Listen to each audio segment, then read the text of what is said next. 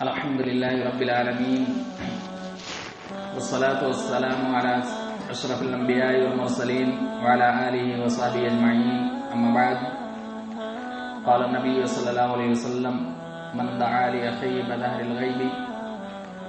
قال الملك المؤكل به آمين ولك بمثل رواه مسلم۔ دنیا کے اندر ہر ایک انسان کو کوئی نہ کوئی مصیبت، کوئی پریشانی، تکلیف ہر انسان کو آتی ہے، اور یہ مصیبت، یہ پریشانی چاہے اللہ رب العالمین کا قریبی بندہ ہو، مومن ہو،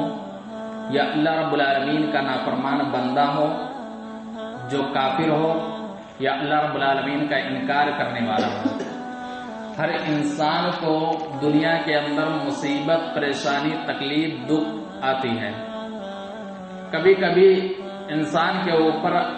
ایسی مصیبت آتی ہے کہ وہ بہت ہلکا ہوتا ہے اور انسان اس پریشانی کو بآسانی جھیل لیتا ہے، لیکن کچھ مصیبتیں اور کچھ پریشانیاں انسان کے اوپر ایسی آتی ہیں کہ انسان ان مصیبت کو پانے کے بعد وہ بالکل ٹوٹ چکا ہوتا ہے،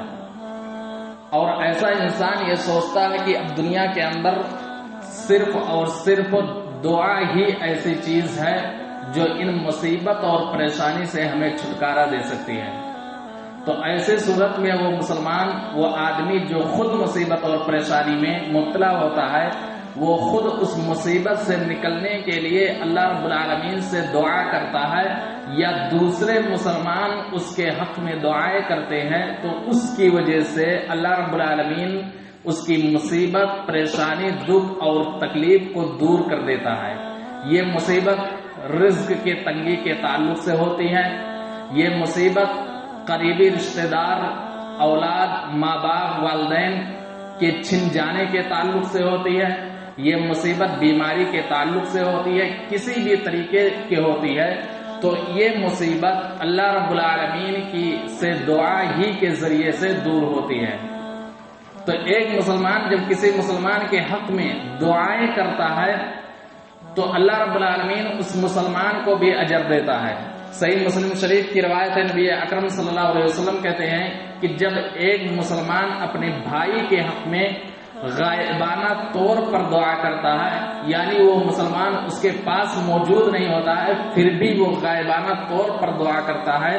تو اس کے پاس جو فرشتے ہوتے ہیں وہ فرشتے آمین کہتے ہیں اور کہتے ہیں کہ اللہ رب العالمین تجھے اس سے بہترین اجر دے۔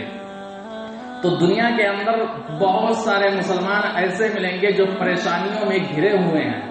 کچھ مسلمان ایسے ہیں جو بیماری میں مبتلا ہیں، کچھ مسلمان ایسے ہیں جو بے گناہ کی وجہ سے وہ جیلوں کی سلاخوں میں بند ہیں، کچھ مسلمان ایسے ہیں جو قرض میں ڈوبے ہوئے ہیں، کچھ مسلمانوں کے اوپر مختلف قسم کی مصیبتیں اور پریشانیاں ہیں، اور کچھ مسلمان ایسے ہیں جو ہم سے پہلے اس دنیا کو چھوڑ کر چلے گئے ہیں، انہیں قبر کے اندر ان کے گناہوں کی وجہ سے عذاب دیا جا رہا ہے۔ تو ایسے چیزوں کے لیے ہمیں اللہ رب العالمین سے دعائیں کرنی چاہیے، غائبانہ طور پر ہمیں اللہ رب العالمین سے مسلمانوں کے حق میں دعائیں کرنی چاہیے تاکہ اللہ رب العالمین ان مصیبتوں اور پریشانیوں سے چھٹکارا دے دے۔ اللہ رب العالمین سے دعا بار الہ، دنیا کے اندر جو مسلمان پریشان ہیں کسی بھی طریقے سے، اے اللہ تو ان کی پریشانی اور مصیبت کو دور کر دے، آمین۔ وآخر دعوانا الحمدللہ رب العالمین۔